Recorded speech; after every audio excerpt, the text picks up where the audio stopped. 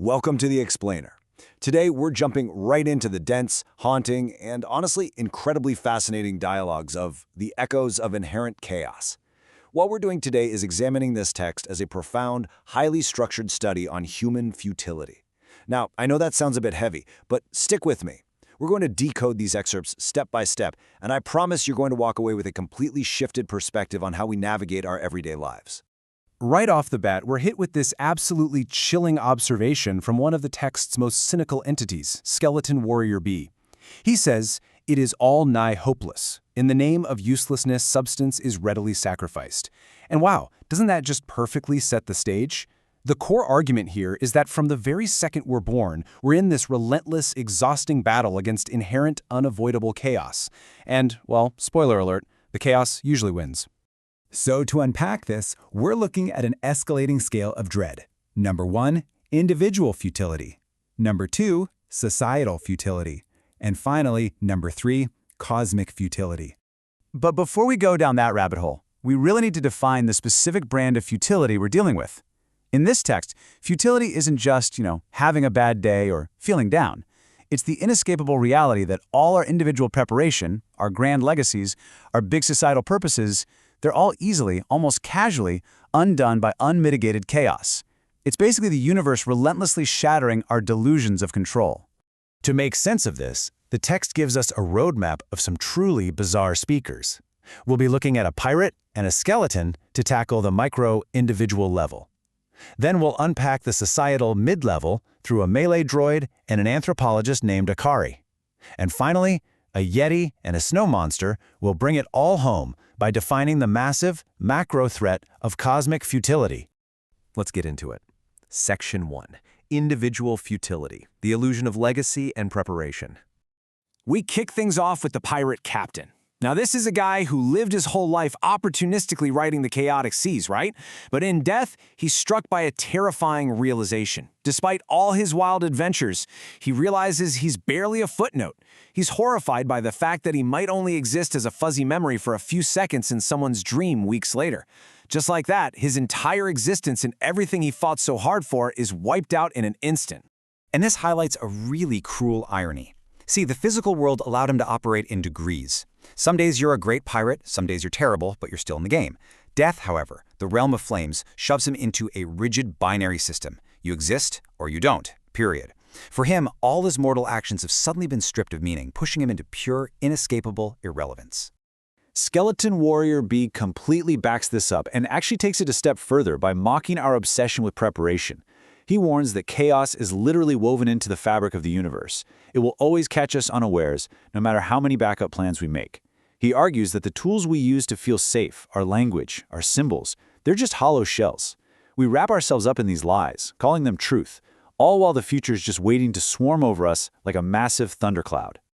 Which naturally leads us to a massive question. If our individual defenses are useless, and our personal legacies are just illusions, does banding together into societies actually save us from the chaos? Let's find out. Section 2. Societal futility, society, and wasted time. Okay, enter the melee droid, who hits us with a deeply dark contradiction. We all kind of assume that societies exist to protect our individual purpose, right? To protect our personal goals and biological lives. But the melee droid completely flips that. He insists that collectives are actually structural traps. Instead of shielding us from natural chaos, society manufactures its own artificial chaos, specifically designed to stifle our individual purpose. I mean, listen to how the droid puts it.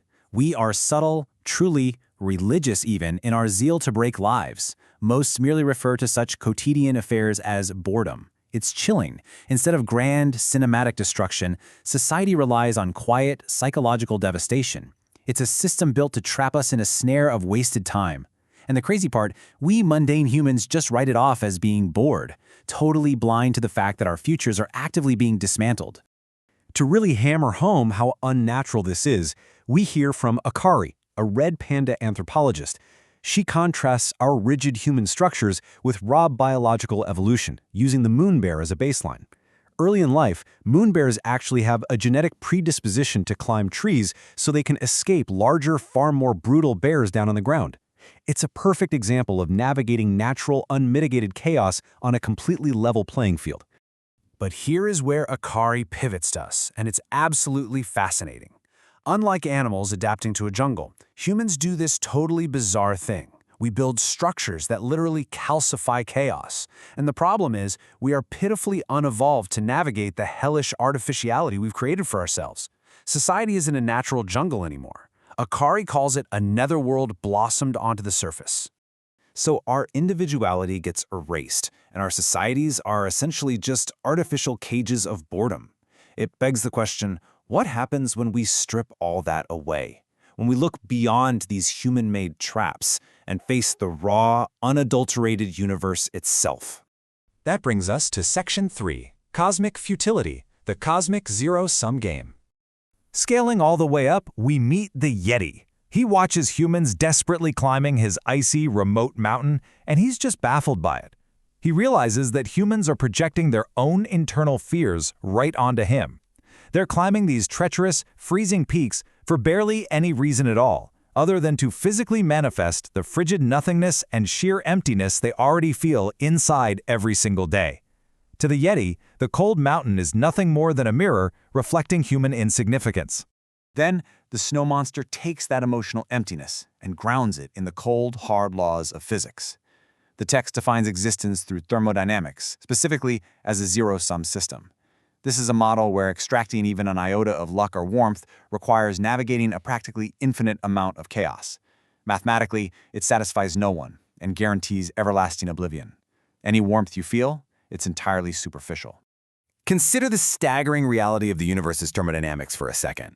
The vast, overwhelming majority of existence, like 95% of it, is just a frigid frontier of black holes and dark matter. All of biological life, every society, every thought or feeling you've ever had, it's all crammed into that tiny, localized 5% sliver of warmth. We are living in a drastically unbalanced system, where chaos literally holds all the cards. And you know how much mercy the universe has for you in this zero-sum game. Exactly zero. In a cosmos built on absolute terrifying indifference, our survival isn't about how well we prepared or what societal rules we followed. It comes down to the rarest currency in the entire universe: sheer, random, existential luck. Finally, our conclusion, embracing the void. So, peeling back these layers, the picture is pretty clear, right? The pirates showed us our individual legacy is just a binary flip, easily erased. The droid in Akari revealed society as an artificial trap of wasted time. And the Yeti and Snow Monster proved the universe is just a cold, indifferent zero-sum game. The ultimate takeaway from this study on human futility is that chaos is absolute. It is inescapable at every single scale. But, and this is a big but, there's actually a strangely beautiful silver lining buried in all this bleakness. Like the snow monster points out, it is only in small pockets, at times illusorily, that warmth is available. When you realize that your entire existence hinges on these tiny, localized pockets of warmth, it might actually be the only way to genuinely appreciate those fleeting, miraculous moments of luck we do get.